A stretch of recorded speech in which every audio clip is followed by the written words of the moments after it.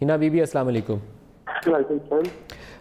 اقتصادی صورتحال کے اوپر آپ کیا کہتی ہیں؟ آج جہاں ہم سٹینڈ کرتے ہیں آپ کا تجزیہ کیا ہے؟ دیکھیے آئی تھنک پاکستان میں بے شک وہ اقتصادی ہو، بے شک وہ پولیٹیکل ہو، بے شک وہ ڈپلومیٹک صورتحال ہو،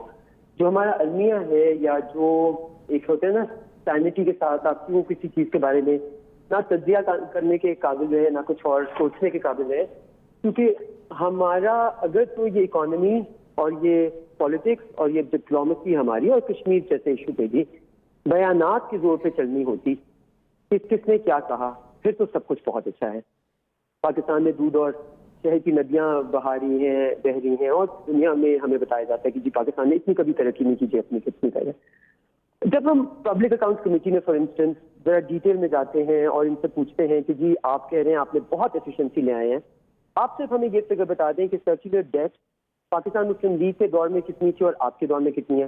تو جواب ملتا ہے اس کو جی 500 ارب کچھ تھی، اب 800 ارب کچھ ہے۔ تو then you sort of scratching your head and thinking کہ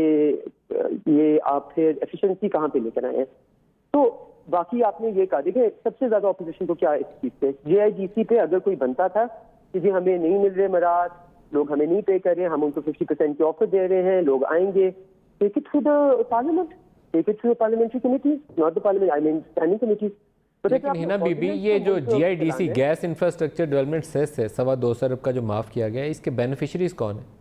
دیکھیں یہی تو سوالات ہیں نا جی، جو فرٹیلائزرز کو مراد دی گئی ہیں اس کے آپ سب کو چھوڑ دیں، چینی کی قیمت آپ نے کس حد میں بڑھائی؟ ہم لوگ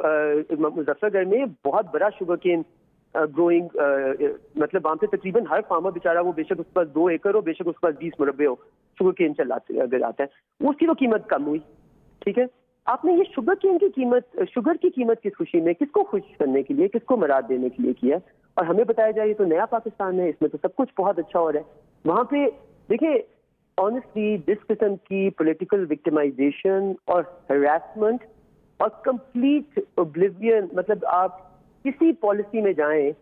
ابھی آپ کی جو بجلی اور گیس کی پرائسز بڑھی ہیں نا جی، آپ کی کمپیٹیٹیونیس انڈسٹری کی small sector, small medium enterprise کی ختم ہو کے رہ گئی ہے۔